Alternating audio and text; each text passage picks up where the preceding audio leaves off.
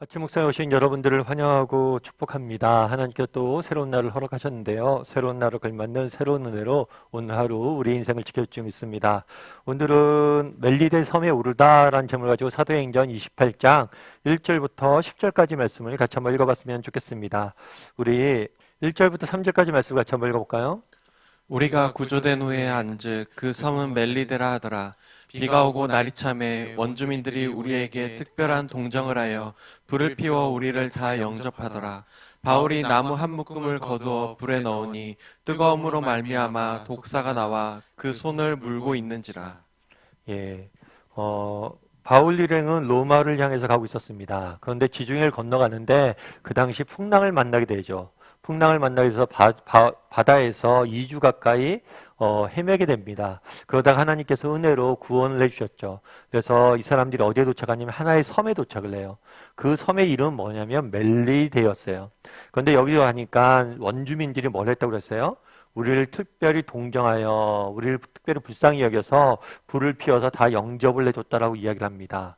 그런데 이때 어떤 일이 있었냐면 바울이 나무 한 묶을 꺼내서 불에 넣으니 뜨거움으로 말미암아 독사가 나와 그 손을 물고 있는지라.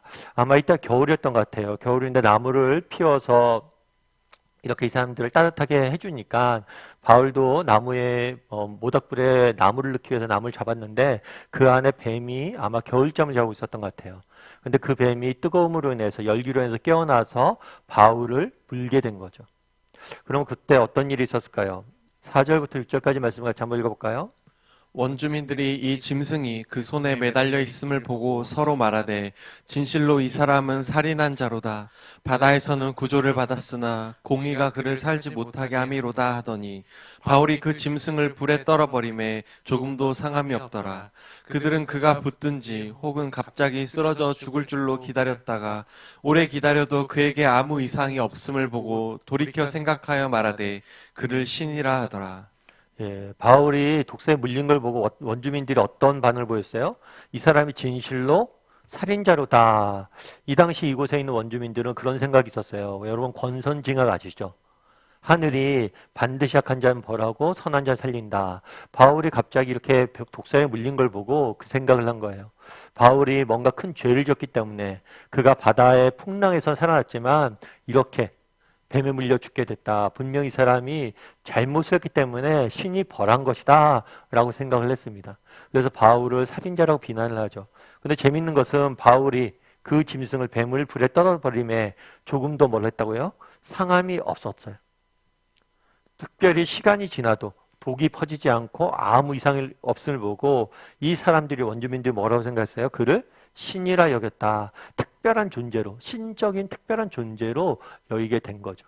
그럼 오늘 본문에서 우리는 무엇을 알 수 있을까요? 우리가 계속해서 바울이 로마까지 가는 여정을 보게 돼요. 하나님께서 바울에게 소명을 주셨죠. 네가 로마에서까지 가서 내 증인이 될 것이다. 나를 증언하게 될 것이다. 그런데 이 로마까지 가는 과정이 굉장히 어렵습니다. 유대인들이 몇 번을 죽이려고 했죠. 뿐만 아니라 재판을 받았죠. 뿐만 아니라 배를 타고 가는데 풍랑을 만나게 됩니다. 풍랑을 만나게 되다가 로마 간수들이 죄인들을 다 죽이려고도 했죠. 특별히 오늘은 뱀까지 물렸어요. 어떻게 보면 로마까지 가는 여정이 굉장히 많은 어려움들과 고난이 계속해서 지속되는 모습들을 보게 됩니다. 사실 왜 바울을 쉽게 로마로 보내지 않고 이런 고난을 허락하셨는지 우리는 다 알 수 없어요. 한 가지 분명한 거 그런데 우리가 발견하게 되죠. 뭘 발견해요? 그 어려움들이 있을 때마다 뭐예요? 하나님께서 바울을 지키고 보호하시는 모습들을 보게 돼요. 우리도 마찬가지란 거예요. 우리도 정말 하나님의 백성이잖아요. 우리도 바울과 같이 하나님의 부르심을 받은 하나님의 백성들이잖아요. 하나님께서 이 땅에서 우리를 예수를 믿는 순간 천국에 데려가지 아니하시고 이 땅에 남겨두신 이유는 우리에게 주신 소명이기 때문에. 그리고 언젠가 우리가 이 소명을 다하면 하나님께 우리를 불러가실 거예요. 내가 이 땅에 할 일이 있어서 우리는 남아있는 사람들이.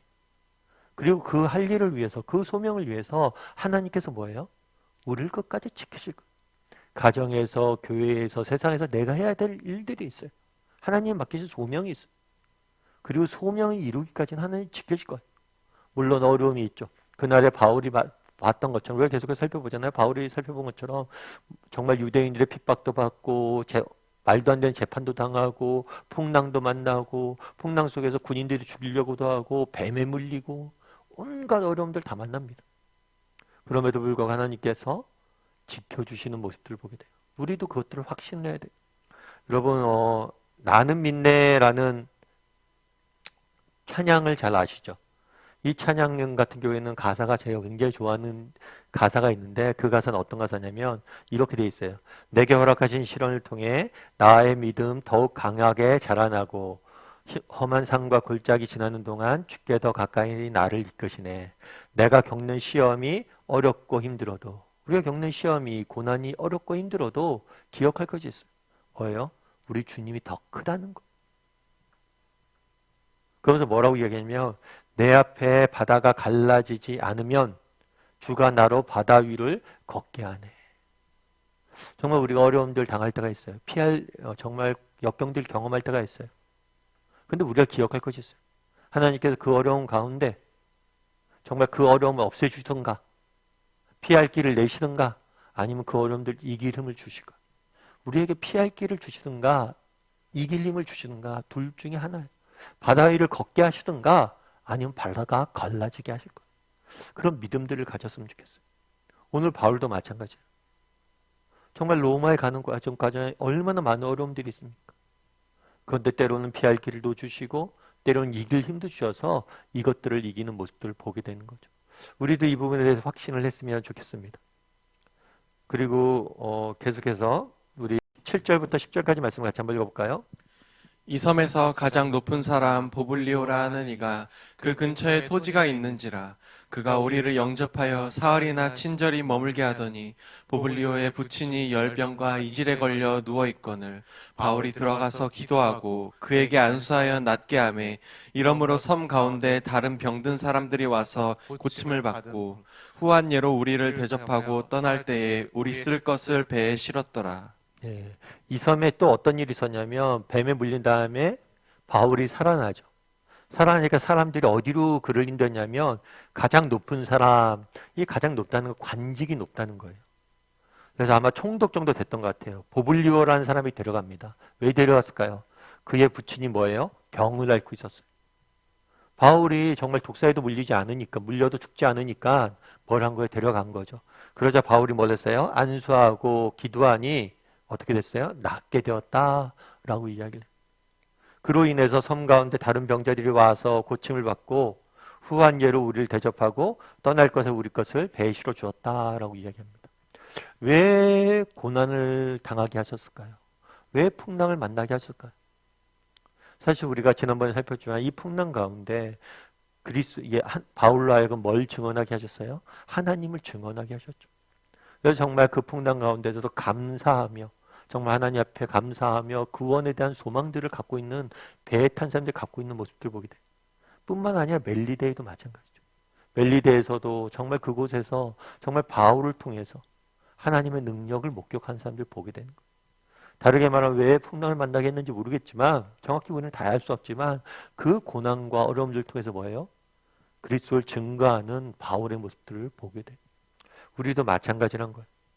사실 우리에게 어려움과 정말 이런 것들이 왜 있을지 우리는 알 수가 없어요. 다만 분명한 건 뭐냐면 이 모든 것이 헛되지 않다는 거예요. 이걸 통해서 이 어려움들을 통해서 정말 하나님께서 우리를 성장시키고 또 우리를 통해서 세상에 그리스도를 증거하기 위해서 우리에게 이런 것들을 허락하신다는 거예요. 힘들고 어려운 고난의 상황들을 허락하신다는 거예요. 여러분 전라남도 증도에 가면 전라남도에 증도라는 섬이 있습니다. 이 섬은 굉장히 독특한 섬인데 뭐냐면 90% 이상이 복음화율을 자랑을 해요. 사실 놀라운 일이죠.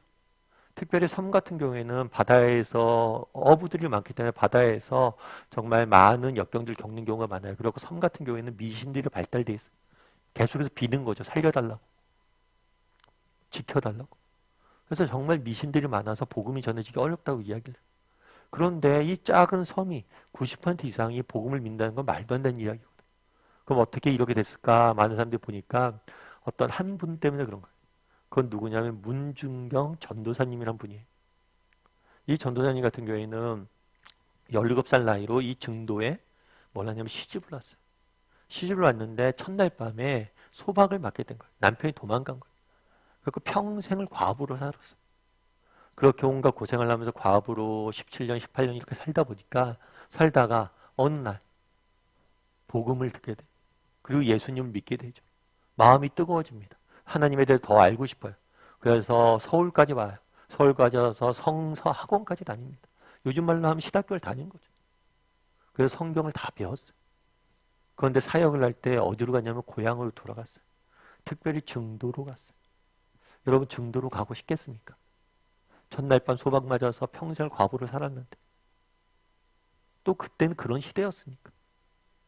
그런데 그곳에 가서 복음을 전합니다. 복음을 전하고 그들을 통해서 많은 사람들 양육하죠. 정말 이곳저곳 다니면서 정말 사람들의 도움들을 돕고 복음을 전하고 그러다 나중에 6.25 전쟁 때는 순교까지 당하게 돼요. 어떻게 보면 인생이 고난투성이었다고 이야기 볼 수가 있겠죠. 그럼에도 불구하고 그가 뿌렸던 복음의 씨앗이 어떻게 돼요? 지금 놀라운 열매를 맺고 있는 걸 우리 보게 돼요. 뿐만 아니라 정말 이 전도사님의 장례식 때는 정말 그 당시 민족이 지었던 김구 선생님 장례식보다 더 많이 모였던 기록까지 있어요. 다 알 수가 없는 거죠. 그날의 바울도 마찬가지예요. 왜 그렇게 고난을 맞고 풍랑을 만나고 어려움도 있었을까? 우리는 다 알 수 없어요. 하지만 바울의 인생을 통해서 복음을 전하고 일하시는 우리의 모습들을 보게 된다는 거예요. 우리도 이 부분에 대해서 확신을 했으면 좋겠어요. 정말 우리도 이 땅을 살다가 어려움들이 있을 수 있습니다. 그럴 때 하나님께 반드시 피할 길을 내시든가 이길 힘을 주실 거예요. 뿐만 아니라 이 모든 것의 끝에는 정말 하나님께서 우리를 통해서 놀라운 일들을 이루어 가실 거예요. 그런 믿음을 가지고 또 오늘 하루 살아가는 저와 여러분 되기를 주님의 이름으로 소원합니다.